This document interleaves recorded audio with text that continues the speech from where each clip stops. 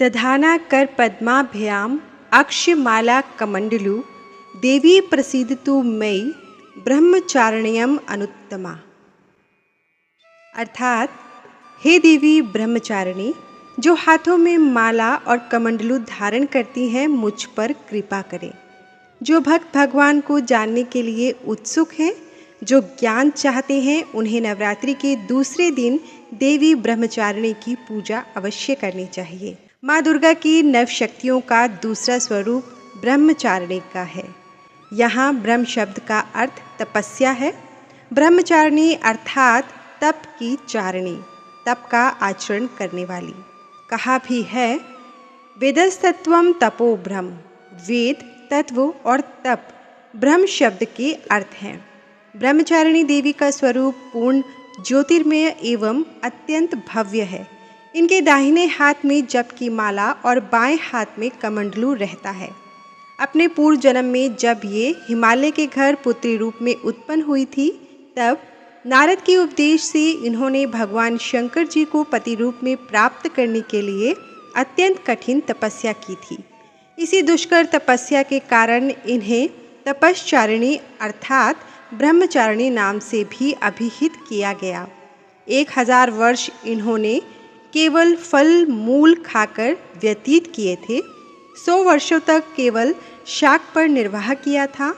कुछ दिनों तक कठिन उपवास रखते हुए खुले आकाश के नीचे वर्षा और धूप के भयानक कष्ट सहे। इस कठिन तपश्चर्या के पश्चात 3000 वर्षों तक केवल जमीन पर टूटकर गिरे हुए बेलपत्रों को खाकर वह अहर्निश भगवान शंकर की आराधना करती रही। इसके बाद उन्होंने सूखे बेलपत्रों को भी खाना छोड़ दिया। कई हजार वर्षों तक वह निर्जल और निराहार तपस्या करती रही। पर्ण अर्थात पत्तों को भी खाना छोड़ देने के कारण उनका एक नाम अपर्णा भी पड़ा। कई हजार वर्षों की इस कठिन तपस्या के कारण ब्रह्मचारिणी देवी का वह पूर्व जन्म का शरीर एकदम क्षीण हो उठा। वह अत्यंत ही कृशकाय हो गई थी। उनकी यह दशा देखकर उनकी माता मैना अत्यंत दुखी हो उठी। माता मैना ने देवी पार्वती को कठिन तपस्या से विरत करने के लिए आवाज़ दी, ओ माँ, अरे नहीं, ओ नहीं। तब से देवी ब्रह्मचारिणी का पूर्व जन्म का एक नाम उमा भी पड़ गया था। उनकी इस तपस्या से तीनों लोकों में हाहाकार मच गया।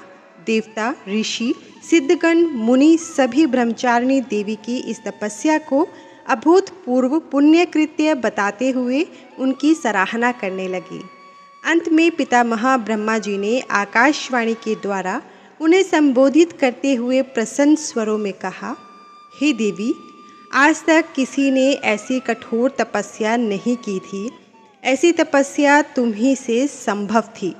तुम्हारे इस अलौकिक कृत्य की चतुर्दिक सराहना हो रही है। तुम्हारी मनोकामना सर्वतोभावेन परिपूर्ण होगी। भगवान चंद्रमौली शिव जी तुम्हें पति रूप में प्राप्त होंगे।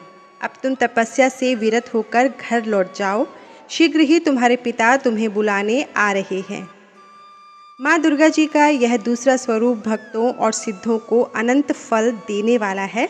इनकी उपासना से मनुष्य में तप, त्याग, वैराग्य, सदाचार, संयम की वृद्धि होती है।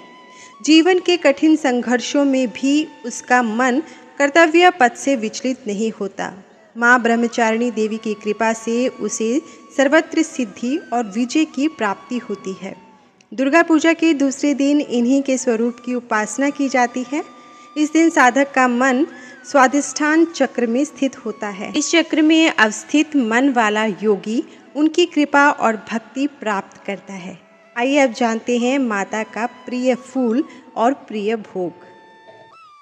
देवी माँ ब्रह्मचारिणी को गुड़हल और कमल का फूल बेहद पसंद है और इसलिए इनकी पूजा के दौरान इन्हीं फूलों को देवी माँ को अर्पित करना चाहिए। माँ को चीनी, मिश्री और पंचामृत का भोग लगा सकते हैं। इन्हीं चीज़ों का दान करने से लंबी आयु का सौभाग्य भी पाया जा सकता है। माँ ब्रह्मचारिणी आप सभी की सभी इच्छाओं को पूरा करे, इसी प्रार्थना के साथ धन्यवाद।